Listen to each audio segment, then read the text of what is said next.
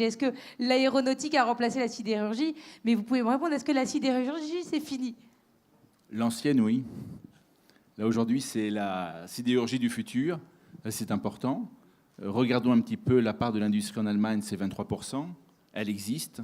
Au Luxembourg, ça existe. Aujourd'hui, le premier employeur du Luxembourg, c'est ArcelorMittal, il ne faut pas l'oublier. Premier employeur privé, plus de 4000 personnes. C'est pas une banque paraguayenne ou panaméenne. Voilà, donc il y a des projets, il y a de la recherche. N'oublions pas qu'ici, à Mézières-les-Messes, il y a 500 ingénieurs, un budget de 100 millions d'euros par an sur les 230 qu'on dépense pour les nouvelles solutions. On accompagne nos clients à travers le monde, c'est important, avec des coproductions, en accompagnant avec des unités de production sur place, avec des aciers de haute technicité. L'Usibor, par exemple, qui est développé ici à Fleuranges, des aciers à haute limite d'élasticité, des aciers plus résistants. Donc aujourd'hui, oui, la production augmente régulièrement. La Chine, c'est sur le milliard 300 millions de tonnes, c'est 50% aujourd'hui. Ça va continuer. Demain, ça sera l'Inde, le Brésil. En Europe, on a quand même encore 45% de notre production.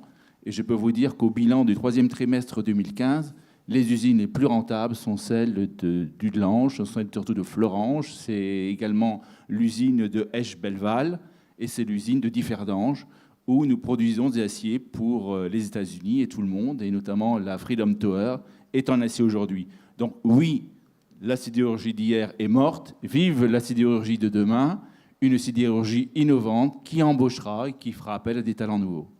Et alors comment vous allez innover justement? On innove avant tout en investissant dans les hommes, dans les technologies.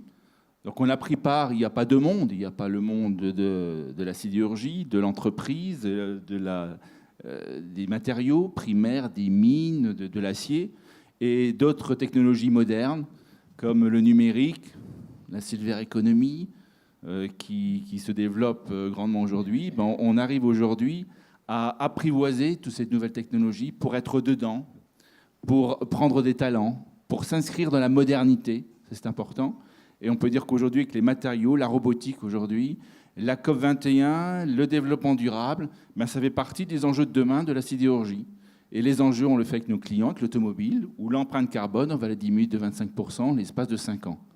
Donc les enjeux sont là, toujours plus d'acier, pas à la tonne, ça veut dire c'est l'allègement, c'est la résistance qu'on va développer, c'est l'esthétisme, donc un nouvel acier avec le design. Donc nous accompagnons chez nos clients, parce qu'il y a autant de chercheurs chez nos clients, l'évolution de ceci pour répondre aux besoins de la société.